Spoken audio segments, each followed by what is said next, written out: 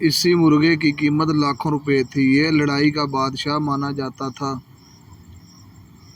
اور مالک نے اس کی دیکھ بھال کے لیے ایک نوکر رکھا ہوا تھا اور اس کے لیے ایک خاص الگ کمرہ تیار کیا ہوا تھا۔ صبح ناشتے میں بادام کھلائے جاتے تھے۔ اسے بس اس کی قسمت خراب تھی کہ لڑائی میں اسے شکست ہوئی اور وہیں پر اس کی موت واقع ہو گئی اور مالک نے اسے اٹھانا تک گوارا نہیں سمجھا۔ اس سے یہ سبق ملتا ہے کہ انسان کی زندگی بھی بالکل اسی مرغے کی مانند ہے۔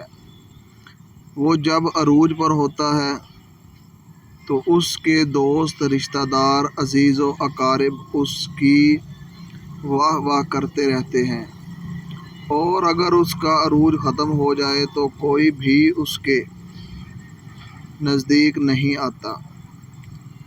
تو خیال کریں، عروج مسلسل نہیں رہتا۔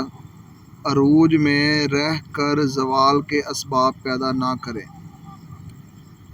عروج اور زوال زندگی کا حصہ ہے اور ہمیشہ اللہ سبحانہ و تعالیٰ کی ذات کے شکر گزار رہیں جس نے آپ کو کبھی عروج میں تنہا چھوڑا نہ ہی زوال میں انسانوں کو متاثر کرنا چھوڑ دیں۔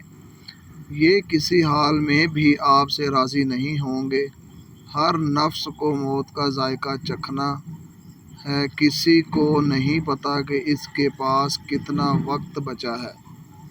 لہٰذا اپنے وقت کو قیمتی بنائیں اور اپنا ہر عمل خالص اللہ کی رضا اور خوشنودی حاصل کرنے کے لیے کریں۔